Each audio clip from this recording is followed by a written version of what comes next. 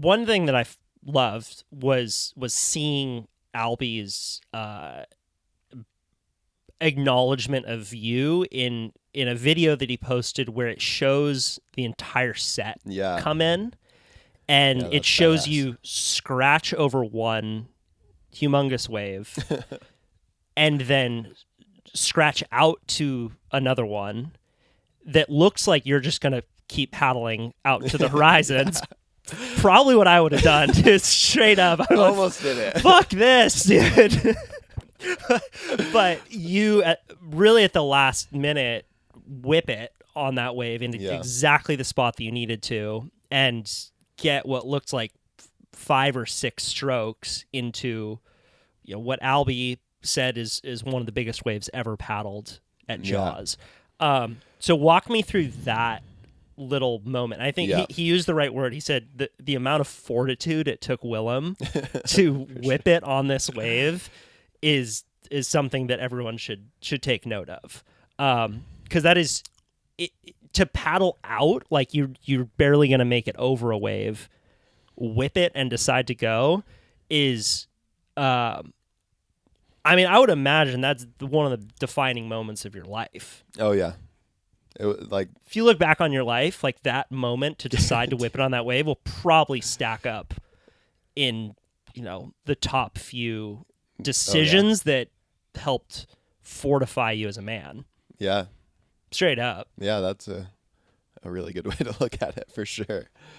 It is if you dive into it, it's way more complex than I even realize. I think it's just still sinking in, but yeah, I think like having Albie out there, and it was Tom, Albie, and I. There's 3 guys out there, and we were just baffled that we were just blessed with freaking having the whole lineup to ourselves, and just shadowing Albie again, and like just having that psych with each other, and then knowing that there was that huge set coming, and he went on the first wave, and I was just like, holy shit, he is a madman, but like so comfortable and calculated, and just like you don't ever think he's gonna fall. He's always gonna make it. And I didn't even look because I knew that there was a huge wave coming, so I never saw him pull out in the channel or anything. But I was like, he made it for sure. And I'm just like, as that thought's going through my mind, I'm like, oh shit, I have to deal with getting out the back because a freaking 60-foot wave's coming right now. And that first one came, and I'm like, oh my God, I really hope he made it, because if that wave broke on his head, it would have been pretty detrimental, but he probably would have been fine. But I think like he helped me fortify my mind and soul in that moment, because once I got over that one, I was like, okay, I'm in a good position to go if there's another wave without the risk of just getting a huge set on the head. So it's like 3rd wave in a set. That's probably pretty calculated to go on a wave like that. And like I said earlier, Jaws comes from such deep water, and you don't really like realize the position you are in on the reef until the wave's pretty close to you. Especially for me, because I was new there, and I'm not that comfortable with it yet. But as that thing was approaching, I was like, am I inside? Am I too far out? And that's why I made such like a last minute decision. Like in my mind, I was probably not gonna go as I paddle over the one before that, but then as it approached and wasn't breaking yet, I realized that I was actually in a pretty prime spot. And it's pretty classic seeing that angle of the drone, how like much I get sucked up, because like in my mind I was paddling at the bottom, but it kind of seems like I turned around like in the trough of the wave, almost like as it was sucking me up already, and I'm like going backwards right until the last second, where it just gives me that like chip in just to get enough momentum. Right, because it's coming in so fast. Like you're never gonna match that momentum unless you're just in that spot, like right at the top, where it's just gonna let you in. So, God, I know. I feel like it's pretty simple for me, really, in the grand scheme. I just want to surf big waves, and I didn't have the mission to get the biggest wave of my life, but I knew that if you're gonna ride a wave that day, it's gonna be one of the most memorable rides of your life. So yeah, that just happened to be like a really large doable set that I was just blessed to be in the right spot on. And yeah, I went, and there was nothing going through my mind besides just I'm gonna make it, and I'll deal with the repercussions if I don't. And like I'm in this beautiful place, and just somehow didn't get skunked and was at Jaws, and like stayed patient the last 5 years when I started really thinking about coming here, just to wait for the ride opportunity. And that whole journey of just like big wave surfing culminated into like that moment. And yeah, I'm really glad I made that right decision, and somehow made it, because definitely the wind getting under my board and kind of airdropping a little bit, and that whole scenario of like just going that fast, and like Jaws making its own wind and getting hung up, and then like dealing with the whitewater and just somehow pulling it, like that was the ultimate thrill.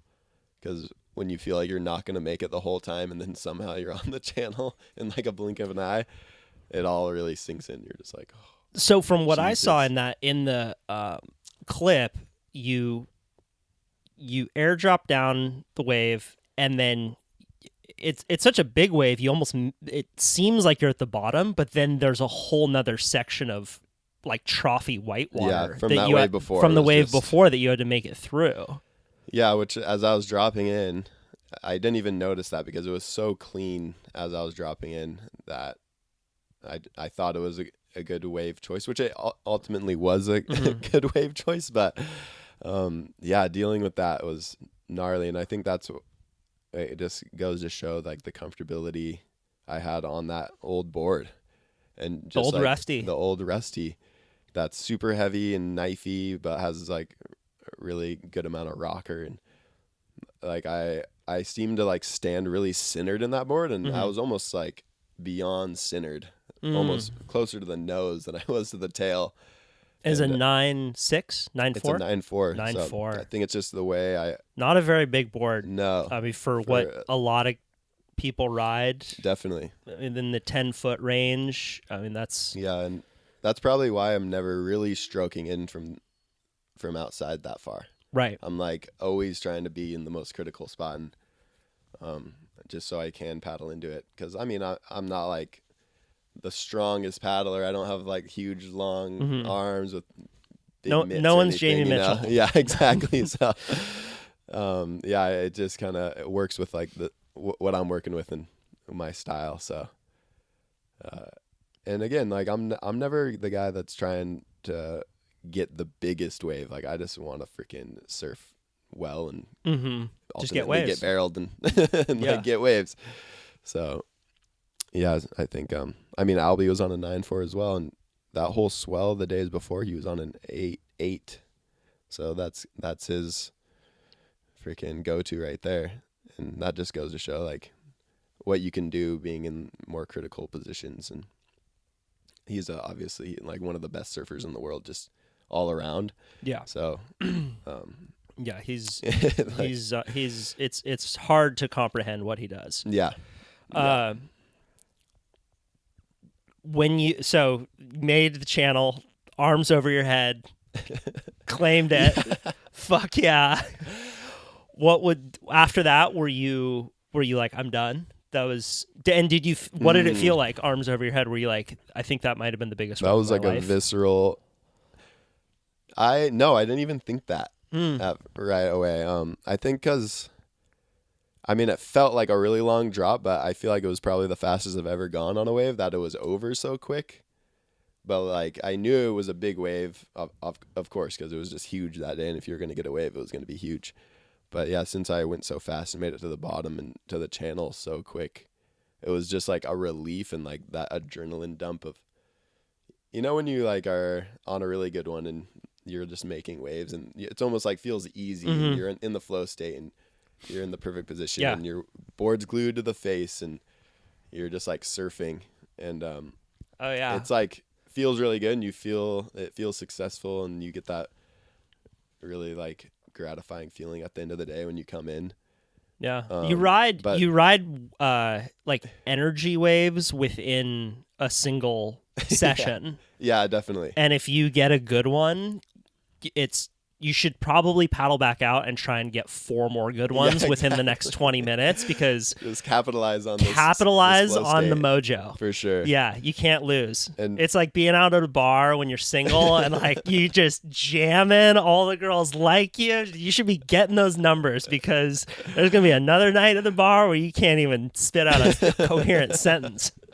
No doubt. And that is like ultimately the best, like most successful feeling. But that one wave where the whole time you feel like you're just not gonna make it, and then you do, that nothing really compares to the feeling you get from like a wave like that. Yeah, you surprise yourself. Yeah